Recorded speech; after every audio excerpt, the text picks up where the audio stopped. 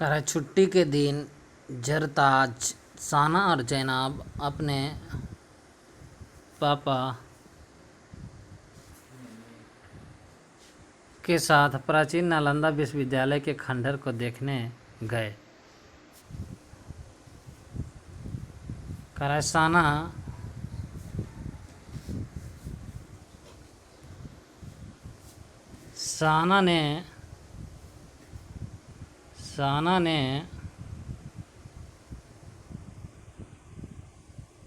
साना ने अपने शिक्षक से पूछकर निम्न बातों को अपने डायरी में नोट किया। हम लोग जिसे नालंदा खंडहर कहते हैं, वास्तव में प्राचीन काल में एक विश्वविद्यालय था। प्रश्न कर रहा है अपने शिक्षक से साना, जैनब, जरताज। कह रहा है जो नालंदा खंडहर हम देखने के लिए जाएंगे, क्या प्राचीन काल में वह एक विश्वविद्यालय था? इसके बाद है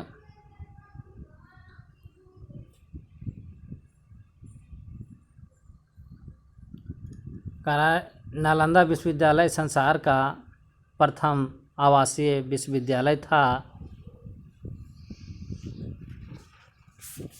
कुमारगुप्त के संरक्षण में इसकी स्थापना 5वीं सदी में हुई। याद रखना है कि नालंदा विश्वविद्यालय संसार का सबसे बड़ा विश्वविद्यालय था। और इसकी स्थापना किसने किया था? नालंदा विश्वविद्यालय की स्थापना किसने किया था? कुमारगुप्त ने किया था। नालंदा विश्वविद्यालय की स्थापना कब हुई थी? 5वीं सदी में हुई थी।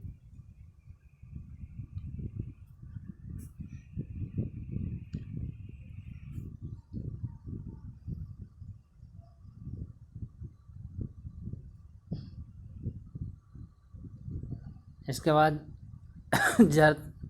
जरताज ने भारतीय पुरातन सर्वेक्षण की पुस्तक पढ़ी और जाना। इसमें करीब 10,000 से भी अधिक छात्र थे और लगभग 2,000 शिक्षक थे।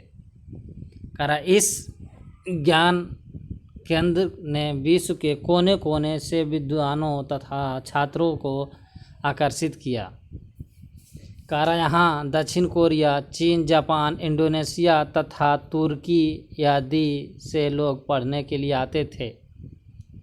जैनब ने सूचना पट्टी पर नोट किया। यहाँ से प्रश्न आता है कि नालंदा विश्वविद्यालय में कितने छात्र और कितने शिक्षक थे? तो 10,000 छात्र और 1,000 शिक्षक थे। आगे क्वेश्चन एक बार आया भी था कि नालंदा विश्वविद्यालय से कहाँ से लोग पढ़ने के लिए आते थे? तो कोरिया, जापान, चीन, तिब्बत, इंडोनेशिया तथा तुर्की देश से पढ़ने के लिए आते थे। आगे है कि 8वीं से 12वीं शताब्दी में इसका उत्कर्ष काल रहा। मतलब धीरे धीरे क्या हो गया, समाप्त होने लगा। काला चीनी यात्री हेनसांग आकर पढ़े और पढ़ाए। एक चीन के यात्री थे हेनसांग। वह क्या किए? नालंदा विश्वविद्यालय में आके पढ़े भी और कुछ दिन तक वह क्या किए? पढ़ाए। 12वीं शताब्दी के अंत तक इस विश्वविद्यालय का ज्ञान का केंद्र का अंत हो गया। मतलब इस विद्यालय को क्या किए? ख़त्म कर दिया गया। उसके बाद हमने क्या किया कि पढ़ाई लिखाई नहीं होने लगी।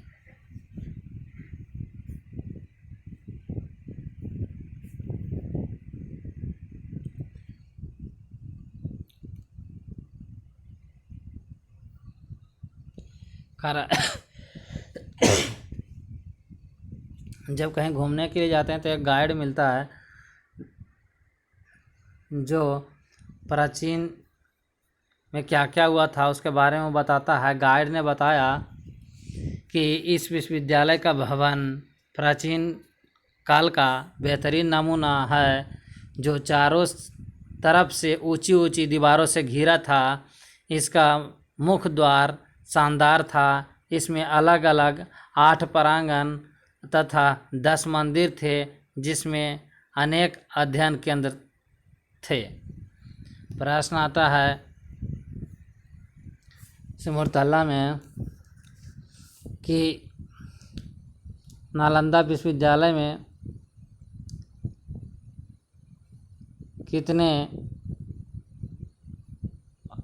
प्रांगण और मंदिर थे। इसमें 8 अलग अलग प्रांगण और 10 मंदिर थे।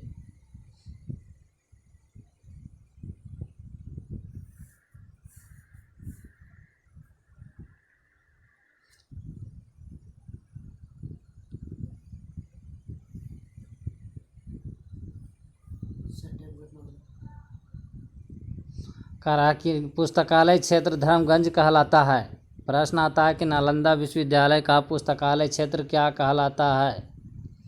पुस्तकालय क्षेत्र धर्मगंज कहलाता है, जो 9वीं मंजिल की इमारत में स्थित था। प्रश्न फिर है, पूछेगा नालंदा विश्वविद्यालय का जो धर्मगंज क्षेत्र था कौमी मंजिल पर थी, तो 9वीं मंजिल पर थी। कहा इसमें 3 पुस्तकालय केंद्र था, 3 पुस्तकालय थे। कहा इसमें 3 पुस्तकालय थे। आता है कि नालंदा विश्वविद्यालय में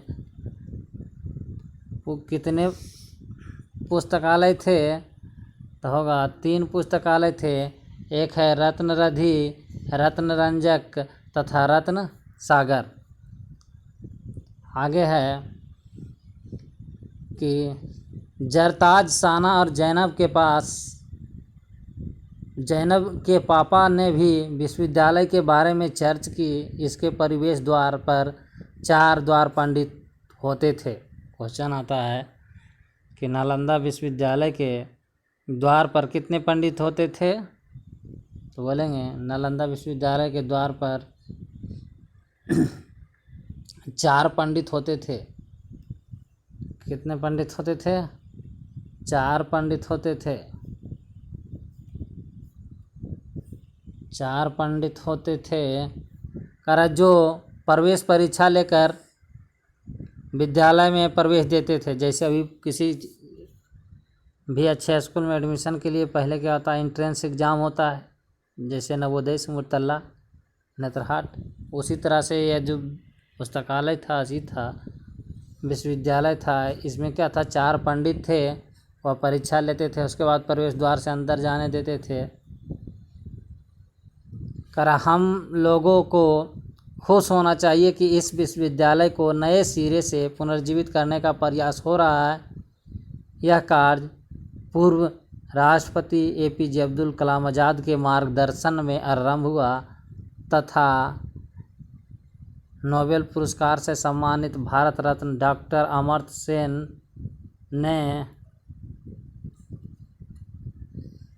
सेन एवं अन्य विशेषज्ञों की देखरेख में चल रहा है। करा प्राचीन विश्वविद्यालय का पुनर्स्थापना हम भारतवासियों के लिए गौरव की बात है। फिर प्रश्न है, विश्व के प्रथम आवासीय विश्वविद्यालय का नाम लिखिए। नालंदा विश्वविद्यालय। करा यह कहाँ स्थित है, तो बिहार के नालंदा जिला में स्थित है। करा इस विद्यालय में कहाँ कहाँ से छात्र आते थे। प्रश्न है कि इस विद्यालय में कहाँ कहाँ से छात्र पढ़ने के लिए आते थे, तो लिखेंगे कोरिया, जापान, चीन, इंडोनेशिया,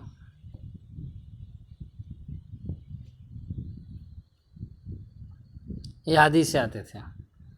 करा नालंदा विश्वविद्यालय के भवन कैसे थे। देखिए तो नालंदा विश्वविद्यालय के भवन कैसे थे, तो कह रहा कि नालंदा विश्वविद्यालय का जब भवन की बात आता है तो यहाँ देखिए गाइड ने बताया था कि यह विश्वविद्यालय प्राचीन काल में एक बेहतरीन नमूने की तरफ था, जहाँ ऊंची ऊंची दीवार से घेरा हुआ था। इसका मुख्य द्वार शानदार था। इसमें 8 प्रांगण और 10 मंदिर थे।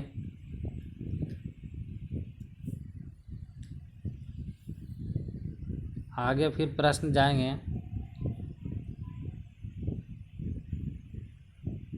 आगे है नालंदा विश्वविद्यालय के बारे में किन किन स्रोतों से मिलती है, तो ये इतिहास से मिलती है।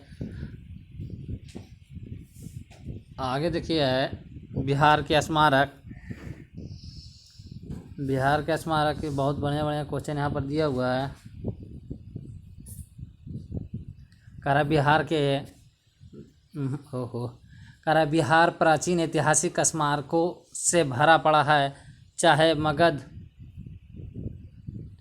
की राजधानी गिरिव्रज हो या पाटलिपुत्र, वर्तमान पटना, नालंदा जिला।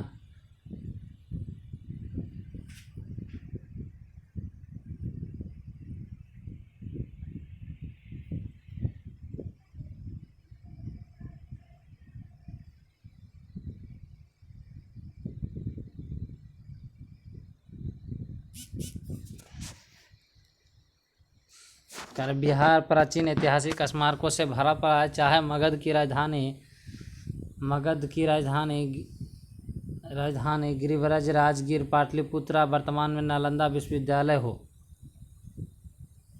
करा भागलपुर स्थित विक्रमशिला विश्वविद्यालय। प्रश्न आता है कि मगध की राजधानी कहाँ थी, तो गिरिव्रज, पाटलिपुत्र। उसके बाद है कि विक्रमशिला विश्वविद्यालय कहाँ है, तो विक्रमशिला विश्वविद्यालय कहाँ है, तो भागलपुर में है। करा बोध गया के लिए विख्यात है। करा बोध गया किस लिए विख्यात है, तो महात्मा बुद्ध के लिए। या करा तो वैशाली भवन महावीर के जन्म स्थल के लिए। करा प्रश्न आएगा वैशाली किस लिए प्रसिद्ध है, तो जन्म स्थान के लिए, महावीर के भगवान के जन्म स्थान के लिए क्या प्रसिद्ध है। करा बिहार में सिख के अंतिम गुरु गोविंद सिंह का जन्म पटना साहिबा और सूफी संत के केंद्र का यही राज, सूफी संतों का केंद्र भी यही राज रहा है। प्राचीन में अशोक सम्राट का राज भी रहा। उसने जन कल्याणकारी संदेशों के साथ अनेक स्तंभ बनाए, जो आज भी नंदगढ़, कोरिया तथा केहुआ में देखे जा सकते हैं। करा मोतिहारी के केसरिया में विश्व की सबसे ऊंचा बड़ा बौद्ध स्तूप है। प्रश्न आएगा कि विश्व का सबसे बड़ा ऊंचा बौद्ध स्तूप कहाँ है, तो मोतिहारी के केसरिया में विश्व का सबसे बड़ा स्तूप है। करा पटना का संग्रहालय दर्शनीय स्थान है। पटना गोलघर का एक अद्वितीय है। कुछ प्रश्न आता है गोलघर कहाँ है, गोलघर कहाँ है, पटना में। गोलघर के ऊपर चढ़कर पटना तथा गंगा का दर्शन अच्छी तरह से किया जा सकता है। कह रहा है कि औरंगाबाद में देवसूर मंदिर तथा पावापुरी में जल मंदिर है। कह रहा है औरंगाबाद में देवसूर मंदिर और पावापुरी में जल मंदिर अधिभूत है।